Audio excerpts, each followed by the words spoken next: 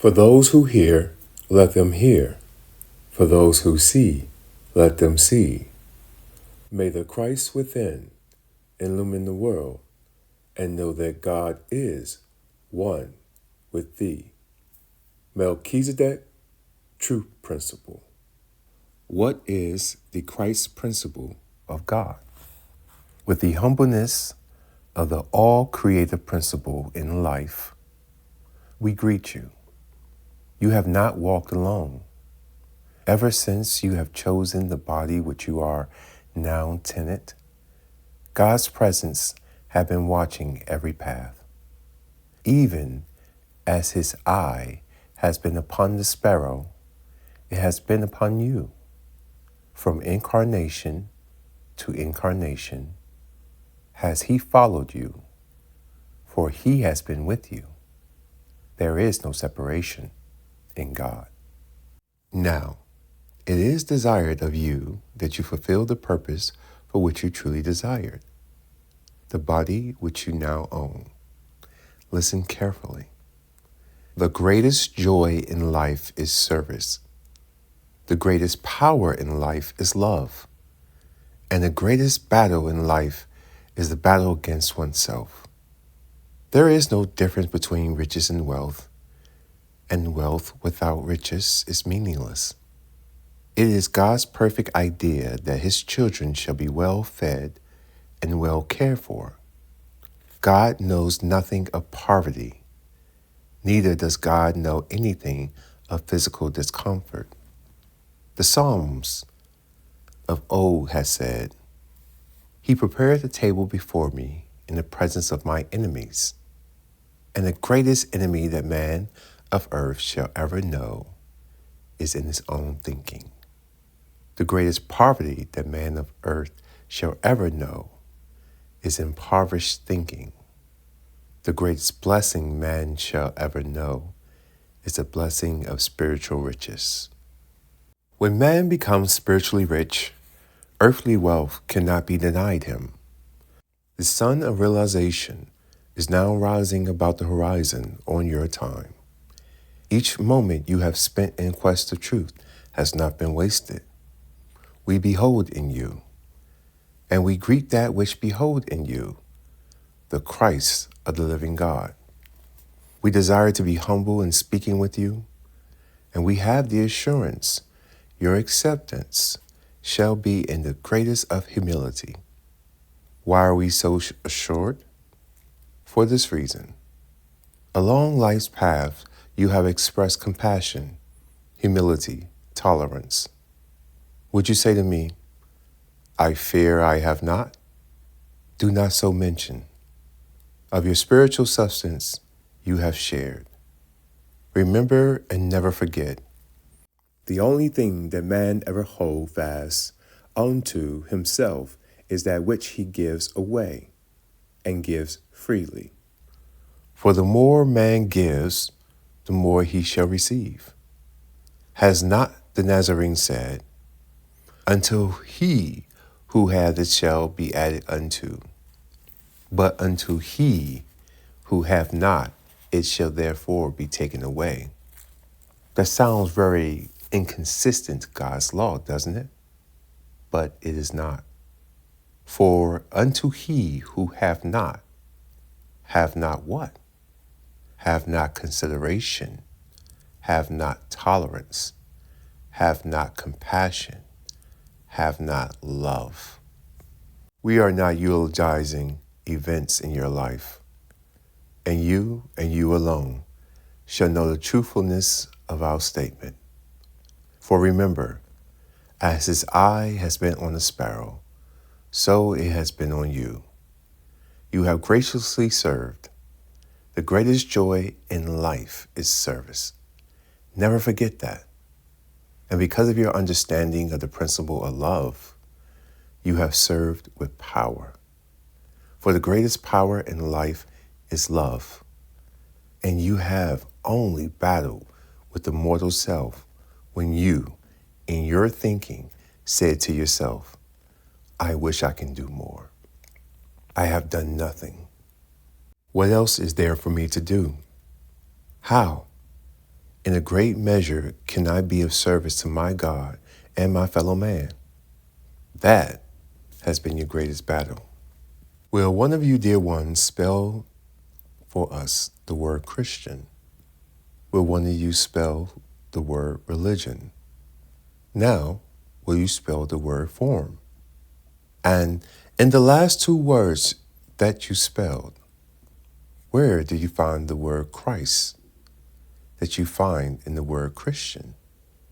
Do you find it? It is not to be found. Of course not. Man has created forms. Man has divided God into parts because of his desire to create what he has called and still call denominations, creeds, form, fallacies, phantoms, fables, if you please. But you can only spell the word Christianity or Christian with the word Christ. And there is not one Christ. Each one of you here present is the incarnate Christ of God. And do not overlook that truth. And as you exemplify that principle in the living life's pattern daily, you are living the life of a Christian, if you please. Where does the word Christ come from? It is of ancient age. What does it mean? It means illumination, light, and nothing else. And when man has learned that he is the true child of a living God, when he understands his true sonship with the Father and Mother God, he then becomes the perfect student of truth. He then becomes the perfect mystic because of the Christ light of God. Man cannot forsake the Christ regardless of how he so wills to do. Man cannot find the Christ in form, fable. Man does not find the Christ in creed, ritual. Man finds the Christ within and only within. Look not for masters round about you until you have found the master within. You are masters, Christ's masters, each teacher in their own time, unto their own people, where God chosen and revealed the Christ of God. Man cannot serve his fellow man without love, and man cannot love without service. They are hands maiden. Trust service is born from the womb of love. Has this ever been your experience? To lift even a thimbleful of water to parched lips, that is a service of love. Who did you love in so doing? What love were you experiencing? Your love for your God. And God love expressing through you calls you to lift the thimble full of water. Have you ever beheld someone walking along life's path and you knew they were less fortunate than yourself? Silently you said, God bless you, God bless you. I trust you shall have every beneficence bestowed upon you. Was that expressing love? You could not have so expressed without love, dear hearts. The greatest joy in life is service. The greatest power in life is love. Would you know life abundant, love doubled for all you give? There is a meaning no surer than helping someone to live. And the Galilean said, Inasmuch as ye have done this unto the least of these my brethren, ye have done it unto me. He, the man Jesus? Ah, nay, unto the Christ of God, not unto the physical. Unto whom does man render service is befriending his fellow man? Yes, I will agree with you, he beholds the flesh temple before his physical eye. But unto whom is the service rendered? Unto whom is love expressed? That which the physical eye does not see, the innate Christ of God. This next statement I make lovingly, but I make it that you might know. Man may forsake forms, religious dogmas, and religious creeds. Those are man-made, mortal, conceived. And as I must be careful, yet I desire to be daring that you are able to separate the mixture. Why has man formed creeds, isms? Unfortunately, it is born out of greed. The unregenerate will desires to be a leader, and it is only the regenerate will that can lead. Mind you, you may forsake form, you may disregard creeds, you may bury the phantom in the dust of itself, but you cannot forsake the Christ. You cannot forsake yourself.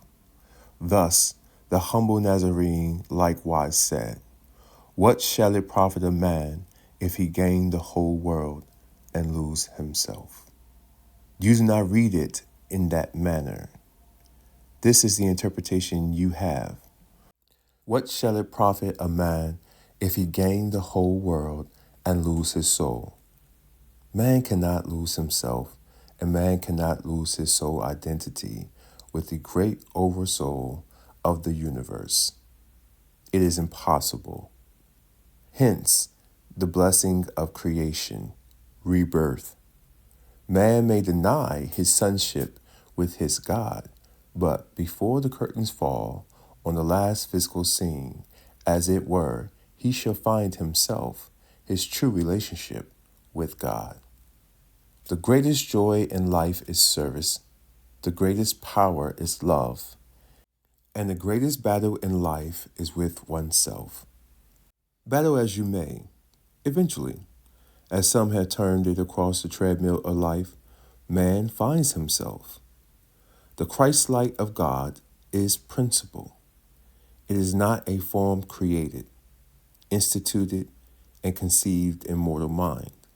May I repeat, Christ of God is principle. And he or she who follows the Christ principle is a Christian. And that which they teach is Christianity.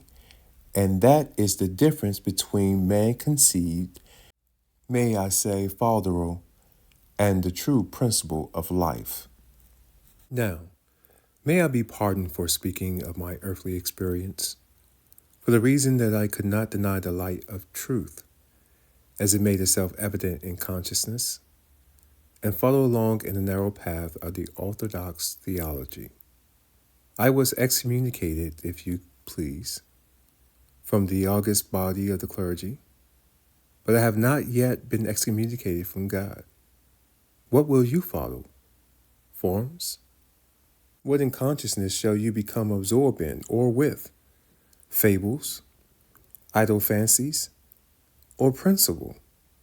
Principle is livable with every breath you take, for it is God principle which gives you the power to breathe. Forget it not. And we find you radiating the Christ principle. There is work to do here on this mundane sphere of life, and we of the council need collaborators. The vines are weighing heavy with the grapes, and the fields are ripening. We are in need of those who shall go forth and garner. You should not separate the tares from the wheat while they grow together in the field. For as long as you go forth to teach, to share, and to express the Christ principle, the tares shall become wheat. That is the service of those whose man has learned to call mystic, seers, prophets, teachers. There is a statement with which you are familiar, dear hearts. Many are called, but few are chosen. And you may say, why are not all chosen who are called? Let me repeat the statement. Many are called, but few are chosen. Who makes the choice? Only those who are called. We call, dear hearts, in this hour we call. You should contemplate the call. It is not mandatory that you shall answer. The Christ of God shall not forsake you if you deem it unwise to answer, if you deem it unwise to choose. For as you reckon time, sometime in another embodiment, you will hearken the call and make the choice. Why are you called? For the reason that you are now ready. Down through the ages while crossing life's sands, you have served and you have always chosen the path across which have passed those who are less fortunate than yourself. Now you are ready to launch your bark forth on the great sea of life, and all the knowledge you have accumulated now ripens into wisdom. And with the wisdom you are imbued with understanding. Yes, you are a Christ disciple, not merely a disciple to the teachings of the man Jesus, and with him we find no fault. God forbid. But you are disciples of the innate Christ, the same Christ as dwelt in Jesus, Buddha, Zoroaster, Confucius, and myriads of other teachers too numerous to mention at the given moment, all Christs of the living God. How shall you serve? As you always have, full surrender in love. You understand love. Some of you have laid your bodies on a very sacred altar, the altar of motherhood. In what greater manner can love be expressed than through devotion to bring forth a physical temple wherein dwells a soul seeking to express motherhood? Let no man of earth tell you otherwise. The fatherhood and motherhood of God. Father, the creator; mother, the bearer and sustainer; masculine, the creator; and feminine, love.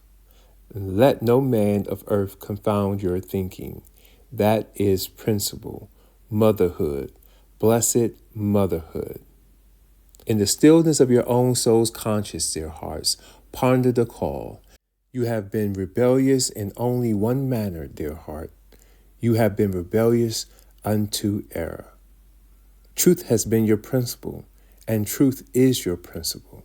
You have not permitted, and neither shall you permit mortal man to drag you down, as it were, into quagmire of error.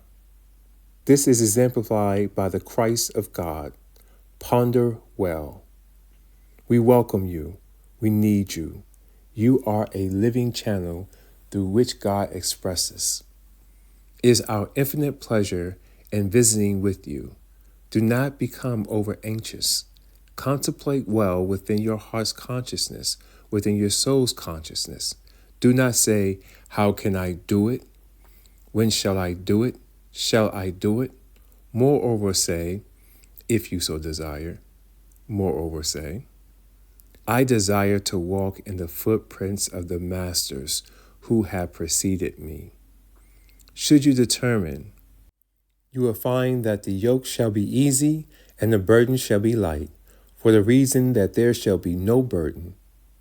And in parting, I make this statement lovely. Man of earth can harness that power, elevate it in consciousness through regeneration in thinking. Have no fear of tests in your life. Have no fear. Bless you, bless you, bless you. Good night.